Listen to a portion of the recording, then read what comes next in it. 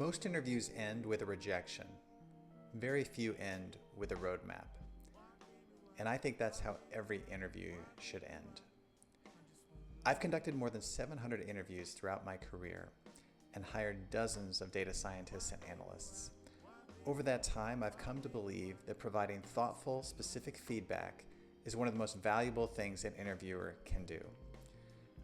Both sides invest a tremendous amount of time, but usually only one side walks away knowing how they actually performed. I don't think that's the way it should be. Let's start with the easy case, candidates who absolutely excel. They've just gone through a rigorous interview process.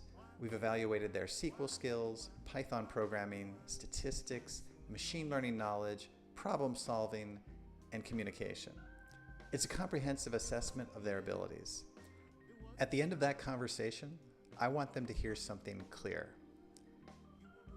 Listen, I just have to say, these are very difficult questions, and you knocked it out of the park.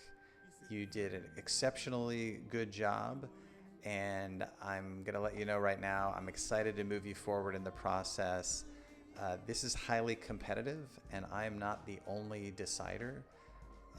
So you're gonna have to keep bringing your A game to every interview that we've got here. But I'm really happy that we're speaking with you, and frankly, I'm gonna be rooting for you throughout the rest of this process. Just keep up the great work, keep up the preparation and the enthusiasm, and keep showing us what you can do. Thank you so much for everything today. Most candidates never hear that. And I'm not making a promise. I'm not guaranteeing an outcome. I'm giving them an honest signal that they're performing well and that they're on the right path. That kind of transparency builds trust. It recognizes the effort they've put in and gives them confidence as they continue through the process. It also represents something important about the team culture we're trying to build. It's a culture where people recognize excellence and communicate it clearly. But not every interview goes that way. Sometimes a candidate simply isn't ready for the role, and that's where thoughtful feedback matters even more. In those situations, I might say, we're not moving forward, and I want to be clear about that. But I also want to leave you with some feedback that can help you improve. Your SQL fundamentals are strong, but your Python programming needs more development, especially around modular design and handling edge cases. Also, something that I noticed was that as you work through problems, you really need to make your assumptions explicit. There were moments where your reasoning made sense, but I couldn't fully follow your approach because the assumptions behind your decisions were not clear. That is rejection with a roadmap.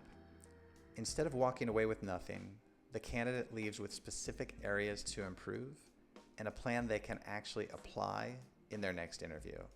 Everyone who interviews with me should leave better prepared than when they arrived. That's the standard I try to follow. Now, there are real limitations. If you're one interviewer among many, or your organization has policies that prevent immediate feedback, those constraints matter. You can't always provide detailed guidance in every single situation. But when you can provide feedback responsibly, I believe it's one of the highest value things you can offer. Candidates invest hours, sometimes days, preparing for interviews. If you can't offer them the job, you can still make that effort meaningful. A rejection doesn't have to be a dead end. It can be a roadmap.